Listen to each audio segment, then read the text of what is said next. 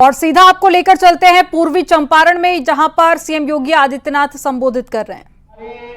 लोकसभा क्षेत्र के आप सभी जनता जनार्दन के प्रणाम करत बाने।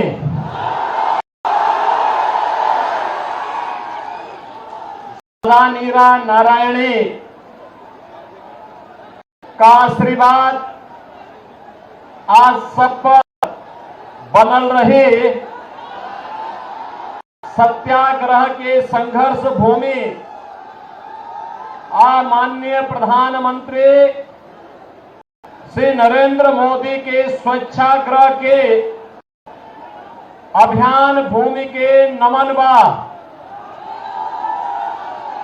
जननायक भारत रत्न कर्पूरी ठाकुर को विनम्र श्रद्धांजलि। मंच पर उपस्थित भारतीय जनता पार्टी के लोकप्रिय सांसद और फिर से लोकसभा क्षेत्र के प्रत्याशी पूर्व केंद्रीय मंत्री राष्ट्रीय उपाध्यक्ष श्री राधा मोहन सिंह जी, बिहार सरकार के मंत्री श्री कृष्णनंदन पासवान जी, माननीय विधायकगण श्री सुनील मणि तिवारी जी, पवन जायसवाल जी, लोजपा के अध्यक्ष श्री राजू तिवारी जी, विधान पार्षद श्री महेश्वर सिंह जी, विधायक श्रीमती शालिनी मिश्रा जी, भाजपा के नेता श्री शंभू शाह जी, राजेंद्र गुप्ता जी, रतन पटेल जी, अनिल राय जी और भारी संख्या में उपस्थित लोकसभा क्षेत्र मोतिहारी के मेरे सभी उपस्थित बहन और भाइयों, बाबा सोमेश्वर नाथ की इस पावन धरा को नमन करते हुए मैं आप सबका हृदय से अभिनंदन करता हूं, स्वागत करता हूं। और मुझे बताया गया आप लोग 12 करते करते और आपके अंदर जो उत्साह है आपको सचमुच अभिनंदन करता हूं। इसके लिए मैं आपका हृदय से आभार व्यक्त करता हूं और इसके लिए मैं राधा मोहन बाबू को कहूंगा कि चुनाव के बाद इन लोगों को अयोध्या धाम का दर्शन जरूर कराना, मैं इनका स्वागत करूंगा। बहन और भाइयों, बिहार की धरती तो हमारे लिए माता जानकी के मायके के नाते ननिहाल जैसा है और इसीलिए प्रदेश और बिहार उसी भाव के साथ एक आत्मीय संबंधों के साथ हजारों वर्षों के से जुड़ा हुआ है। मुझे जब भी बिहार आना होता है मुझे बहुत अच्छा लगता है, आत्मा अभिभूत होती है और आपके उत्साह को देख करके मुझे और भी आनंद की अनुभूति होती है। आज जब लोकसभा का चुनाव चल रहा है, छठे चरण का आज अंतिम चुनाव प्रचार का दिन है। आज सुबह सुबह मुझे पहले पुरी जाना पड़ा, वहां से फिर एक और लोकसभा सीट पर जाने के बाद मैं यहां आ रहा था, हेलीकॉप्टर दूसरी सीट पर चला गया। लेकिन दोनों स्थानों पर मुझे प्रचार करने के लिए आना था। अभी आपके बीच में आया हूं, लेकिन मैं आपसे कह सकता हूं कि 5 चरणों के चुनाव देश के अंदर हुए हैं। अब तक मुझे 12 राज्यों में जाने का अवसर प्राप्त हुआ है और भाइयों, मैं कह सकता हूं कि मोदी जी के समर्थन में पूरे देश के अंदर एक लहर अब मोदी सुनामी के रूप में बदल चुकी है। चारों ओर एक ही नारा गूंज रहा है, हर ओर एक ही स्वर है, हर एक नागरिक के मन में एक ही संकल्प है और वह स्वर और संकल्प है, वह नारा है कि फिर एक बार और अब की बार 400 पार। तो ये आरजेडी और कांग्रेस के लोगों को चक्कर आने लगता है 400 का नारा सुन करके, क्योंकि दोनों मिलकर के भी 400 सीटों पे चुनाव नहीं लड़े। और ये लोग कहते हैं कि 400 पार कैसे होगा। तो जनता जनार्दन कहती है, जनता जनार्दन एक ही बात कहती है कि राम भक्त ही राज करेगा दिल्ली के सिंहासन पर। और मोदी जी राम भक्त जो है, इसलिए मोदी जी फिर से प्रधानमंत्री बनेंगे। ये कहते कैसे? तो जनता जनार्दन की ओर से आवाज आती है कि जो राम को लाए हैं, जो राम को लाए हैं। बहनों और भाइयों, मुझे एक बात बताइए, क्या ये कांग्रेस और आरजेडी के लोग अयोध्या धाम में मंदिर का निर्माण करा पाते क्या? अरे तो राम विरोधी हैं। और ये लोग राम विरोधी भी हैं, इनके कारनामे भारत विरोधी भी ठहराता है। इनके कारनामे गरीब विरोधी भी इनको ठहराता है। इनके कारनामे ऐसे हैं कि यह देश की जनता जनार्दन के भी विरोधी हैं, बेटी और व्यापारी के भी विरोधी हैं। बहनों और भाइयों, आज जब मोदी जी के नेतृत्व में भारत की कायाकल्प हुई है, पूरा भारत एक नए भारत के रूप में दिख रहा है।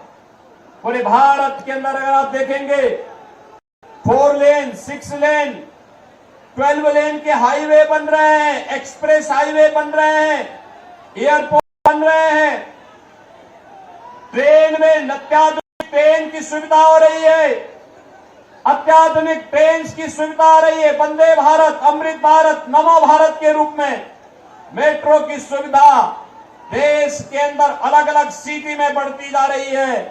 कहीं आईआईटी, कहीं आईआईएम, कहीं एम्स, कहीं पे वन डिस्ट्रिक्ट मेडिकल कॉलेज, कहीं पे ट्रिपल आईटी, कहीं पे एनआईटी, कहीं पे कृषि विश्वविद्यालय। और केंद्र में रह करके राधा मोहन बाबू ने तो यहां पे कृषि की आधुनिक तकनीक का एक केंद्र ही इस क्षेत्र को बनाने का काम किया है। बहनों और भाइयों, ये सभी काम विकास के, और दूसरी तरफ गरीब कल्याणकारी कार्य भी किस तेजी के साथ।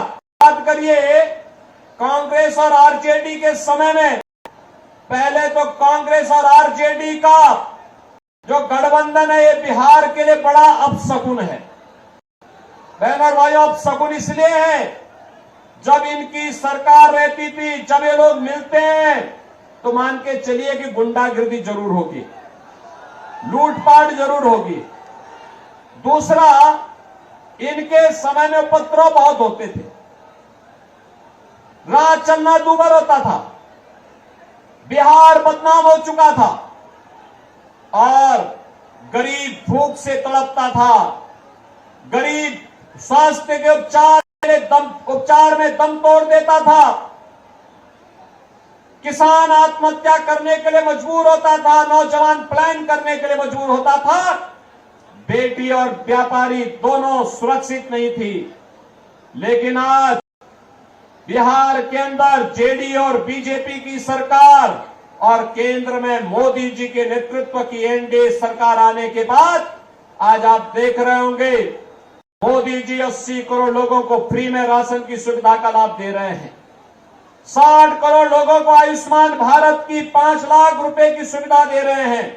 और मोदी जी ने घोषणा की है कि फिर एक बार मोदी सरकार जब 4 जून को बढ़ेगी तो 70 वर्ष से ऊपर के हर एक बुजुर्ग को 5 लाख रुपए की आयुष्मान भारत की सुविधा प्रतिवर्ष उपचार के लिए उपलब्ध कराएंगे। बहनों और भाइयों, किसान को किसान सम्मान निधि, हर गरीब के घर में शौचालय, हर गरीब के घर में रसोई गैस का कनेक्शन।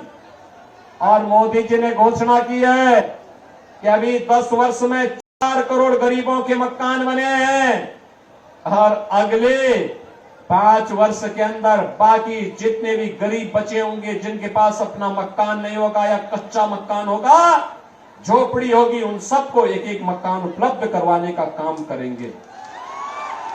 बहनों और भाइयों, एक विकास और दूसरी तरफ अयोध्या में रामलला का मंदिर।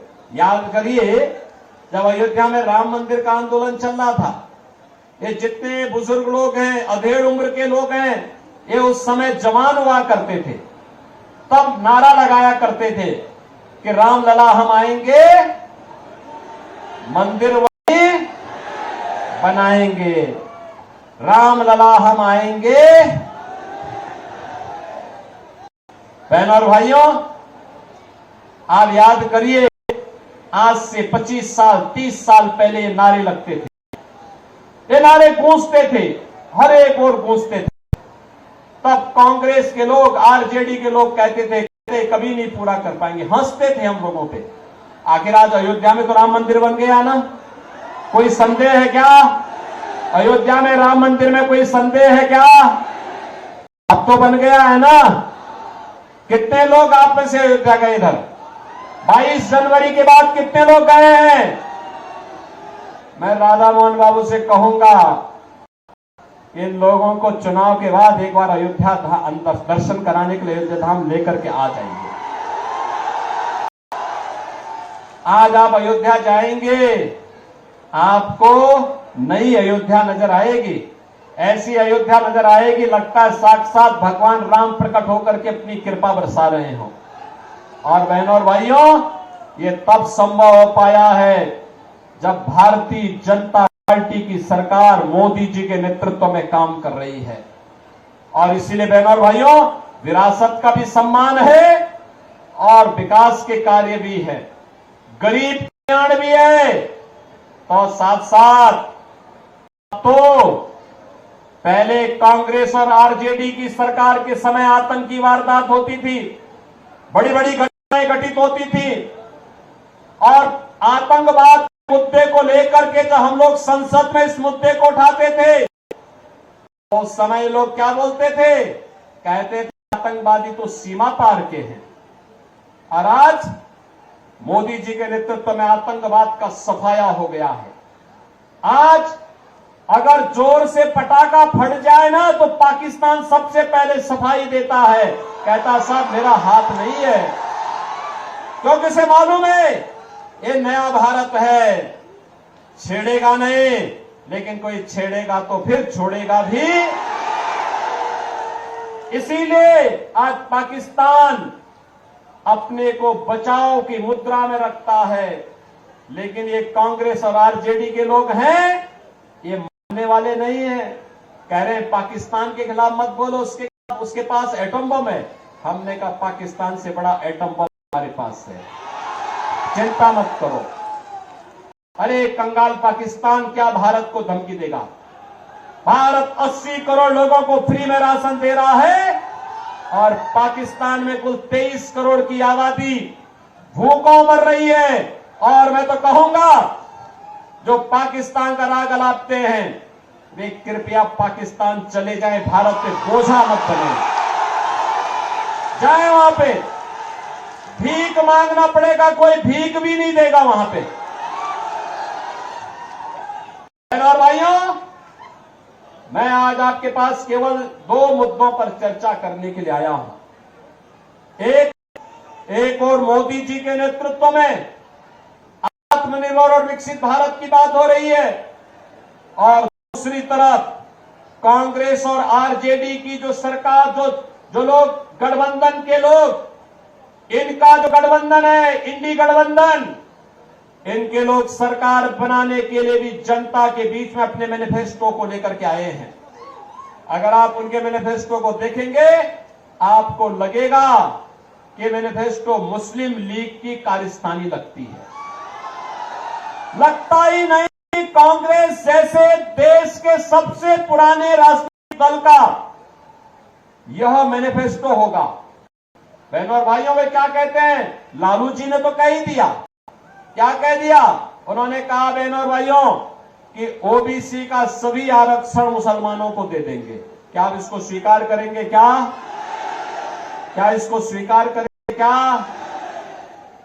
और कांग्रेस का मैनिफेस्टो भी यही कहता है कि सत्ता में आएंगे SC, ST और OBC का आरक्षण मुसलमानों को देंगे। और ये कांग्रेस पहले कर भी चुकी है। याद करिए, राधा मोहन बाबू तो सांसद थे उस समय केंद्र में, मैं भी सांसद था, और यूपीए की सरकार थी। बहन और भाइयों, यूपीए की सरकार के समय इन्होंने 2 कमीशन गठित किए थे, एक जस्टिस रंगनाथ के नेतृत्व में और दूसरी कमीशन गठित की थी जस्टिस राजेंद्र सच्चर की अध्यक्षता में। एक ने कहा था कि ओबीसी का 6% आरक्षण मुसलमानों को दे देना चाहिए।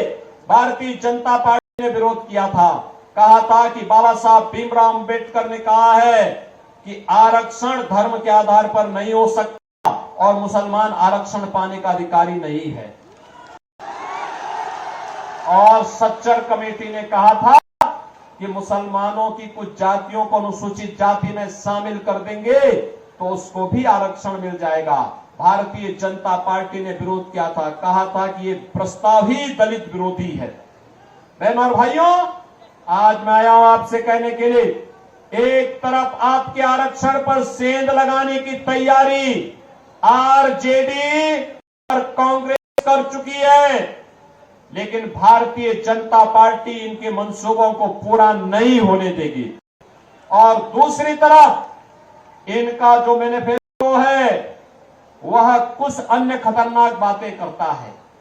खतरनाक बात एक, ये कहते हैं हम विरासत टैक्स लगाएंगे। विरासत टैक्स का मतलब आप जानते हैं बहनों भाइयों, विरासत टैक्स का मतलब आपके पूर्वजों ने, आपके बाप दादों ने जो संपत्ति अर्जित की होगी, खेत लिया होगा, मकान लिया होगा, मकान बनाया होगा, बैंक में कुछ पैसा जमा किया होगा, कुछ जेवर लिया होगा, इसका ये लोग सर्वे करवाएंगे। और कांग्रेस और आरजेडी लोग सर्वे करा करके फिर इसमें से आधा ले लेंगे। आप बताओ, आपके खून पसीना आपके बाप दादों का, आपके पूर्वजों का, और क्या आप इनको लूट मचाने की देंगे क्या? और किस रूप में खतरनाक मनसा है? अगर आपके 2 कमरे का घर है, एक कमरा आपके लिए रखेंगे, दूसरे को कहेंगे तो खाली करना पड़ेगा विरासत टैक्स के नाम पर, और विरासत टैक्स के नाम पर उसको खाली करवा करके किसी पाकिस्तानी, किसी बांग्लादेशी और किसी अफगानिस्तानी मुसलमान को दे देंगे। अरे क्या करने जा रहे हैं ये लोग? यानी विरासत टैक्स, ये औरंगजेब की आत्मा घुस गई है इनके अंदर, औरंगजेब की आत्मा। बहन और भाइयों, औरंगजेब मुगल काल का सबसे क्रूर बादशाह था। मुसलमान भी अपने पुत्र का नाम औरंगजेब नहीं रखता, क्योंकि औरंगजेब ने सबसे पहले अपने भाई की हत्या की, फिर अपने बाप को कैद करके एक एक बूंद पानी के लिए तरसाया था। अगर औरंगजेब की कारस्तानी देखनी है तो पटना की खुदाबख्त लाइब्रेरी में जाकर के पढ़िए। वहां पर इसका बाप शाहजहां, जिसने आगरा का ताजमहल बनाया था, शाहजहां कहता है कि किसी को औरंगजेब जैसा पुत्र न पैदा हो, क्योंकि इसने मुझे जीते जी एक एक बूंद पानी के लिए तरसाया है। वो कहता है इससे अच्छा तो हिंदू है, अपने बड़े बुजुर्गों का सम्मान करता है और मरने के बाद उन्हें श्राद्ध और पितरों को तर्पण देकर के उनकी तृप्ति करता है।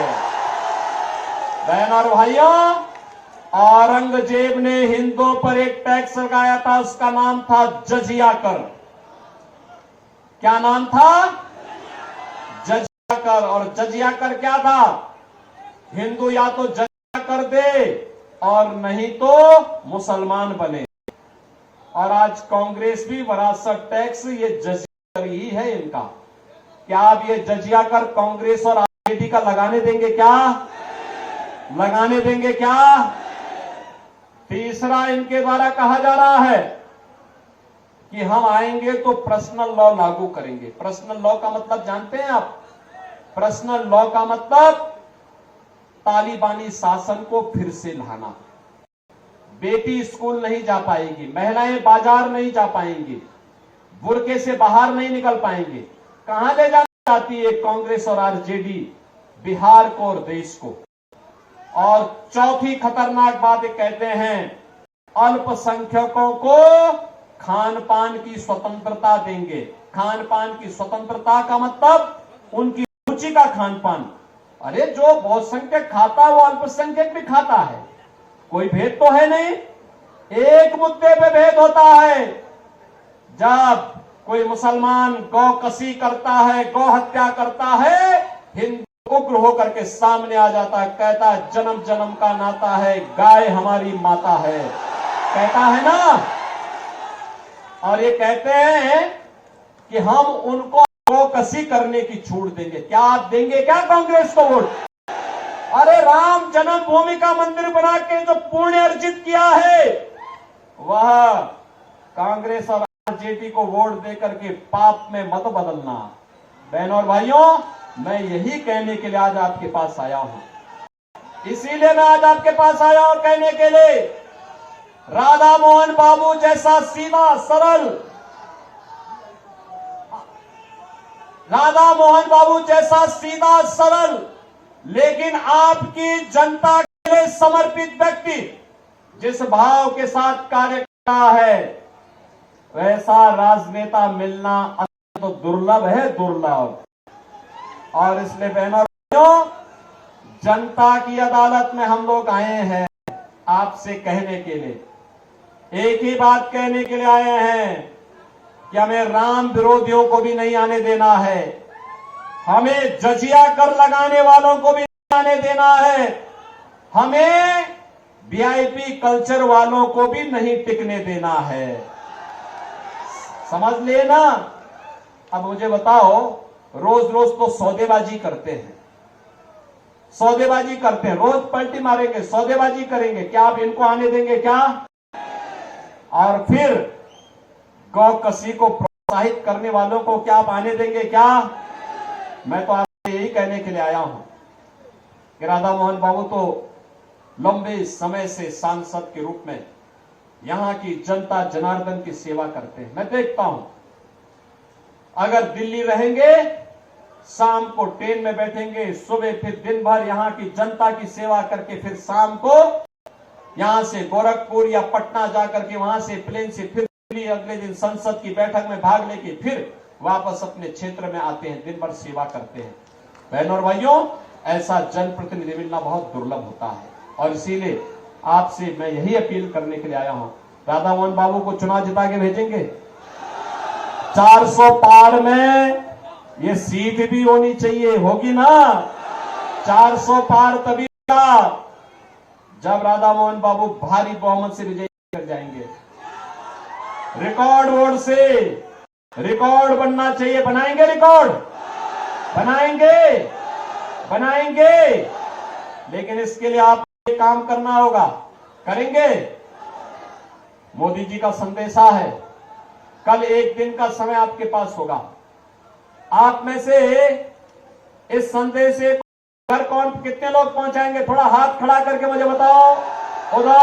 उधर हेलीपैड की तरफ भी काफी बड़ी संख्या में लोग खड़े हैं, इधर भी खड़े हैं, सड़क की तरफ भी खड़े हैं। कितने लोग थे? दोनों हाथ ला के मुझे आश्वस्त करो। दोनों हाथ ला करके, दोनों हाथ ला करके खड़ो, हाथ खड़े करके मुझे बताओ पहले कितने लोग हैं जो मेरे संकल्प को घर घर पहुंचाएगा? आप पहुंचाने के लिए तैयार हैं?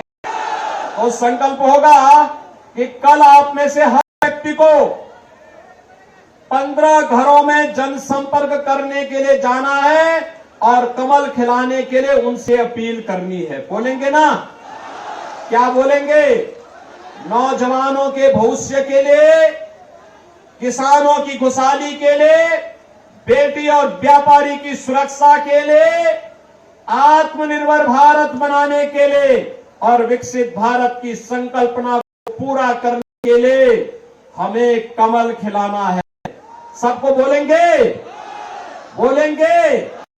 और जनता को संकल्प दिलाना है, जो राम को लाए हैं, बोलेंगे ना?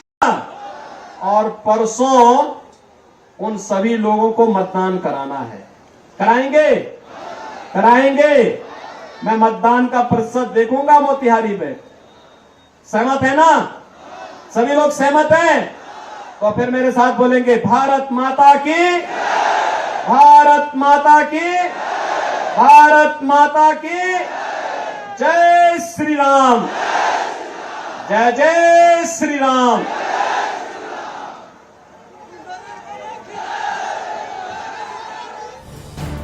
आप देख रहे हैं न्यूज़ 18 उत्तराखंड।